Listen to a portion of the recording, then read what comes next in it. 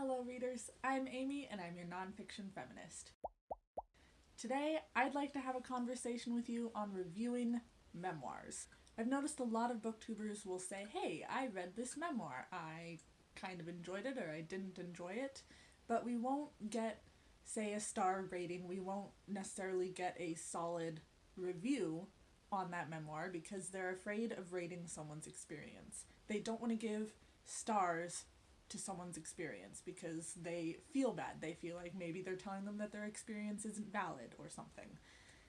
And I disagree with this, and I want to help fix this by just letting you know how I would review a memoir and how I'll probably review a memoir should I decide to review a memoir in the future, which I probably will because I've read some really great memoirs lately. So this isn't just limited to memoirs. I think it also factors into things like autobiographies, where again someone is giving you an experience and ideally you would review the book that is about that experience. If you don't review stuff like memoirs and autobiographies, if you don't give star ratings to them on Goodreads, then that makes it harder for other people to decide whether or not they're going to read those memoirs because they have no one else's opinion for them to base their own opinion off of.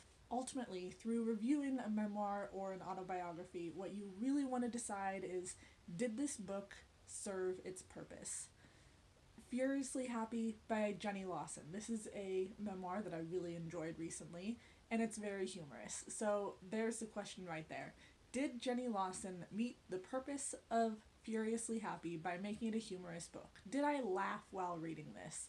Did I find it funny? Yes, I did. There you go, it served its purpose. But even in that, I still haven't really told you that much about the book. So what I would like to do right now is take what I would normally do for a review, break it down, and make it appropriate for a memoir. So generally, if you're familiar with my reviews at all, if you look at my reviews, I talk about premise, plot, world building, and character. And I think I could still reasonably use those, if I change them up a little bit, to review a memoir and autobiography. So for premise, that would be the experience. The premise is, what is this book about? So if I'm asking, what is The Quiet Room about? Then the premise, you could read off the back of it, or you could just give kind of a general plot line of your own and say, there's a woman with schizophrenia. We look at her personal experiences as well as the experiences of her family and her doctors as they interact with her. And she goes in and out of treatment. She's trying to get through her daily life while experiencing verbal hallucinations, which are a pretty common experience with something like schizophrenia. There you go, there's the premise, and hey, that sounds really interesting. I'd like to know more about that. Next up, I would typically talk about plot. So what is the plot of The Quiet Room? To answer this question, I could give a longer rundown of the premise, or I could also talk about things like pacing. I could tell you the different angles that the story is told from, which I already did kind of with the premise, talking about it comes from the author, it comes from her mother, her father, her two brothers, it comes from one or two doctors, so it's a very well-rounded viewpoint of the life of this person living with schizophrenia. As for the pacing, I think the pacing was really good. You have like these bite-sized chapters, and each chapter is generally from a different perspective, which can be hard to write out, but was done really well in this book. So that's something else to consider is, do you like reading multiple perspectives, or if you don't? Because if you don't, this isn't going to be the book for you. But if you do really love that, maybe you'd enjoy this. As for the short chapters, that's something I really love. I love the bite-sized chapters. Whenever I'm reading something in a really long essay form, such as Prozac Nation, then it gets kind of exhausting. Prozac Nation has long essays. They're kind of broken down into pieces, like she'll have her experience and then she'll have some notes on it in italics. It might be a rundown of her emotions at that time, or speeding through what happens between one event and the next, and then it'll go back to what she was originally talking about, and it's like 10, 20 pages of these essays on this one part of her life, and that can be really exhausting for me. That's what I loved about The Quiet Room, is the bite-sized chapters. So, are you looking for something more in essay form, or are you looking for short chapters? Maybe that does, or maybe that doesn't factor into your reading. So next, I would typically talk about world building. For world building, I would likely consider more the writing of the memoir. So again, The Quiet Room is written from multiple different perspectives, so you also have some different voices that are lent to this story. You've got the parents who are very much, oh, I love my daughter so much, how can she be going through this? We've got to find out how to help her. You've got the daughter who really just wants to kill herself all the time, and she doesn't understand why no one else can hear the voices that she's hearing. So that's a more tragic side of the memoir. That's kind of a tough part to read sometimes, especially since almost every chapter she's talking about suicide. But with the different angles and the different voices, you also get this very well-rounded world of the author. You can really see from different perspectives what's going on, what she's experiencing, what the people around her are experiencing. And that's good world building. Even just being a nonfiction rather than a fiction, world building can still be really, really important to the book. As for the writing in something like Prozac Nation, the writing is, rather than being more casual, like The Quiet Room, where you might be hearing the way someone normally speaks, Prozac Nation is very literary.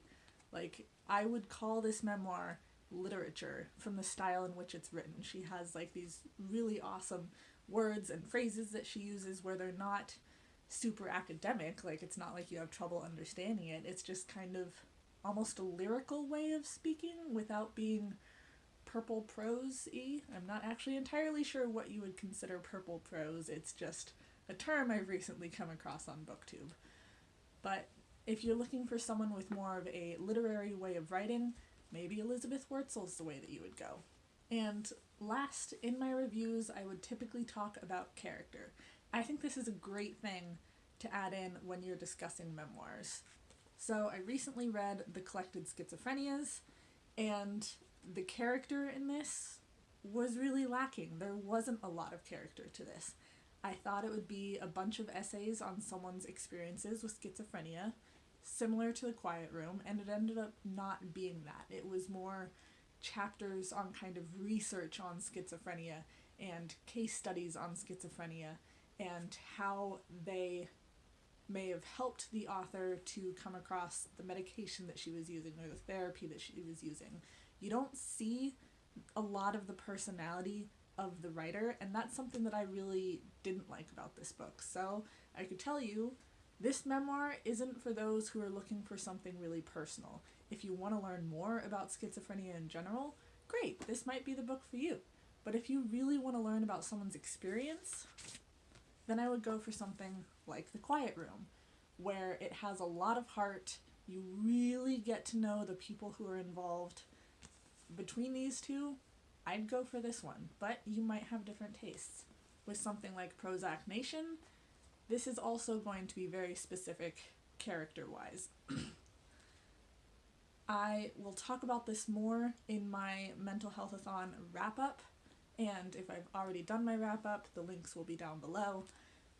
Elizabeth Wurtzel, and I'm not going to be the only one to say this, she comes across as extremely whiny and self-absorbed in this book.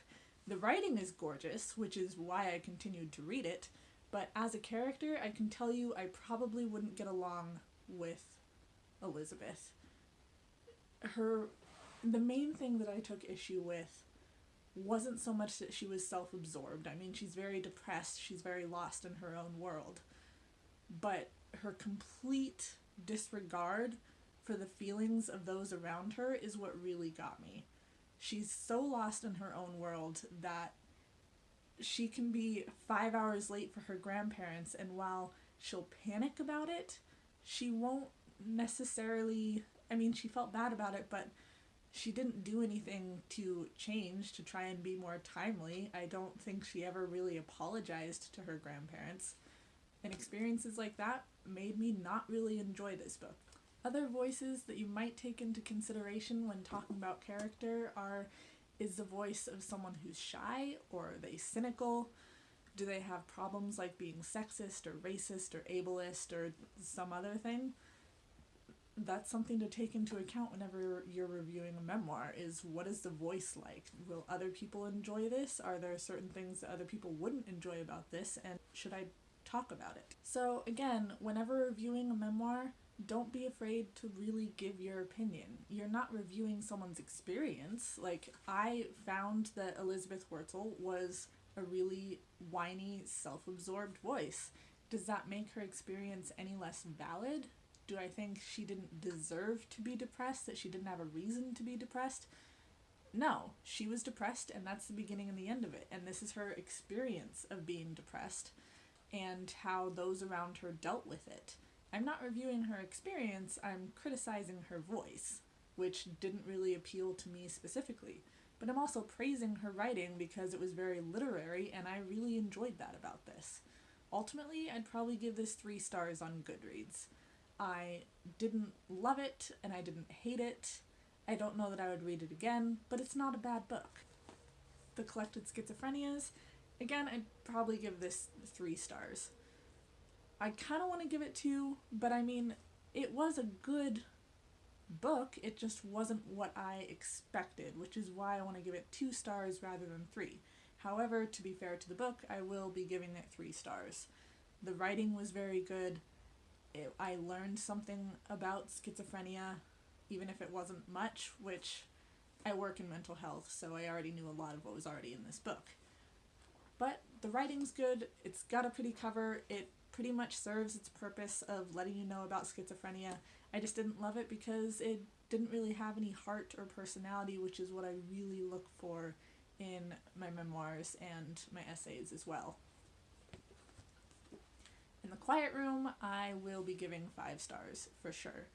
I found it to be a very personal experience. I loved getting the different perspectives of that experience in this book, and it really kind of, again, had great world building. You got an idea of what was going through everybody's heads. Basically, it was everything that I was looking for in The Collected Schizophrenias and ended up finding in The Quiet Room. So I really loved my experience with this. And again, I'm not saying that Esme's experiences weren't valid. I'm just saying I didn't really enjoy this book, and here's the reasons why. Same thing for Quiet Room. I don't think that her experiences are any more or less valid than Esme's. I just enjoyed the way she told her story more than I enjoyed the other one. Because again, I look for a lot of personality in my memoirs, and I didn't get that in the other book. That doesn't make it a bad book, that doesn't make her experience invalid. It just makes it a book that I really didn't enjoy.